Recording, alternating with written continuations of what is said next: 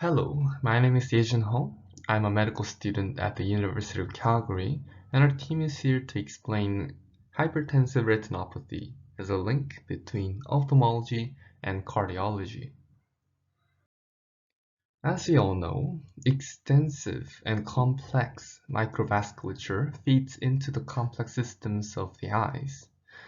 Therefore, any abnormalities in the blood, such as increased permeability in the vessels, excess lipids, excess sugar levels, and increased pressure, can have an adverse effect on the eyes and on our ability to see.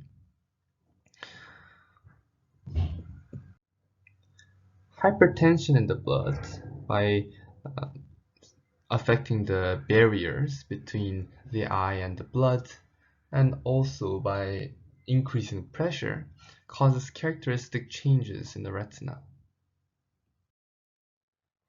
Hypertension is defined as abnormally high blood pressure over 140/90. In a diabetic patient, hypertension would be 130/80 or above, and the diagnosis is established upon 2 or more measurements for diabetics and 3 or more for healthy population. In all those instances, whether it be in-office measurement of the blood pressure, automated blood pressure, or at home, it has to meet the corresponding criteria for hypertension. Hypertensive retinopathy is a retinal vascular changes secondary to chronic or acutely malignant elevated systemic blood pressure. Before we move on, it will be prudent to know the anatomy of the retina. The fovea and the macula have the highest concentration of cones, and the light that converges here is what makes up our central vision.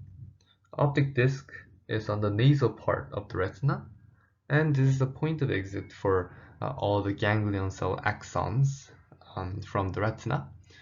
Ironically, the lights converge here cannot be interpreted in the brain and thus forms a blind spot. Vessels of the retina, both the veins and the arteries, branch out from the optic disc and can be seen with the fundoscopy exam. There are a lot of different layers within the retina itself. Retinal nerve fiber layer contains the unmyelinated axons of the retinal ganglion cells. There are a lot of different nerve cells, such as ganglion, bipolar and horizontal cells, as interneurons, and sensory cells, known as photoreceptors. The plexiform layers contain the synapses between these cells and more, and retinal pigment epithelium is between the choroid and the photoreceptors and works to nourish the photoreceptors. Here is a cross-section of the overall eye, as well as the close-up of the cross-section of the retinal layer. Take some time to look at the diagrams. So in hypertensive retinopathy, this develops through a series of events. Systemically elevated blood pressure causes the arterioles to constrict in response. This is to keep the end organs safe and healthy by keeping the peripheral pressure constant under control. Excess constriction, however, can limit the blood supply to certain areas. This is shown in pathology as Elschnig spots in RPE and Siegrist streaks, which are over the choroidal arteries. High pressure can cause the fluid to leak out as edema and cause weak spots of the vasculature to bulge out and form macroaneurysms. The weakening of the blood barriers due to this high pressure renders the retina high risk of bleeding. And in hypertensive retinopathy, there's specific flame-shaped hemorrhages that occur that can be observed with a fundus exam.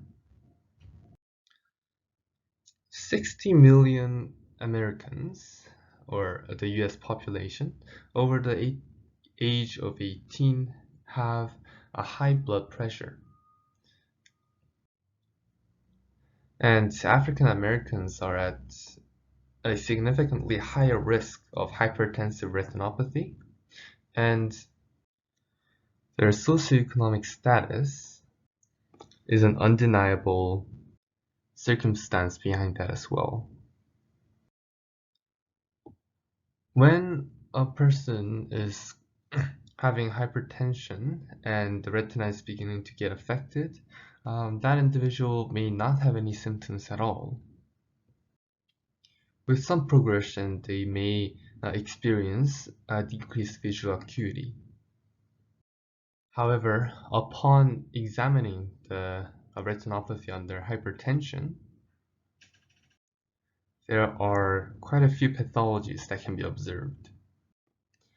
I have listed them in this slide and also explained some of them in brackets. And on the picture on the left, there are some of the pathologies that are outlined. So take some time to pause the video and read over these observable changes in hypertensive retinopathy. Grading for hypertensive retinopathy depends on the Keith-Wagner-Barker grades. This is divided into 4 classifications, where 1 is the most mild and the 4 being the most severe. As long as you remember grade 1 and add another pathology as the grade increases, you should be able to understand the grading system throughout. So in grade 1, there's general constriction of the arterioles to protect the eye from systemic hypertension. And with that, you can observe copper or silver wiring. And this straining of constriction causes tortuosity in the vasculature. In grade 2, AV nicking, where an arteriole in the retina is crossing a vein and compresses the vein, is observed. Grade 3 is where additionally to grade 2, there are cotton wool spots and flame hemorrhages that are starting to show. And finally, in grade 4, swelling of the optic disc as well as edema is observed. Because hypertension can arise from diabetes, and those two diseases are intricately linked, the pathology can be very similar to that of diabetic retinopathy, radiation retinopathy, leukemic retinopathy, and neuroretinitis can assume a very similar appearance, as well as vein occlusion, unless you can find along the length of the vein something like Kohlenhorst's plaques that's occluding the vessel. Collagen vascular disease causes inflammation of the vessels and can also result in reduced blood flow to the retinal tissue. Anterior ischemic optic neuropathy, or AION, is a sudden loss of vision due to interruption of blood flow to the anterior part of the optic nerve. And papilledema is the swelling of the optic disc that can be observed with a fundus exam due to increased intracranial pressure. So it will be vigilant to rule these out by history and further examination as well. When seeing a patient, take a thorough ophthalmic history with attention to headaches and any changes in sight, past blood pressure readings. In terms of vitals, of course, because it's a hypertensive presentation, take the blood pressure. Examinations include fundoscopy, as we've talked about a lot, to recognize those pathologies. Fluorescein angiogram to visualize the retinal arterioles and spot with better contrast any constriction, microaneurysms, non-perfusion, and edema. Treatment of this retinopathy is to treat the underlying cause, which is hypertension,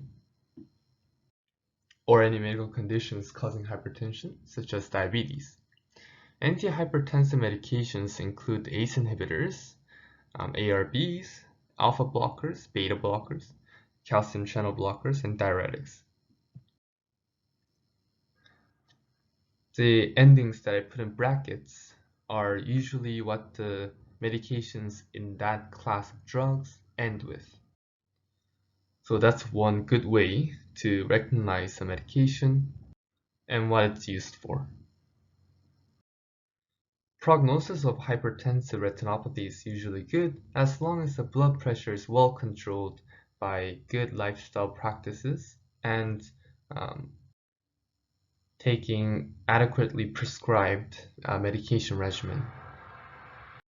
So this is a recap of the link between ophthalmology and cardiology, and hopefully this has been reinforced by our exploration of hypertensive retinopathy.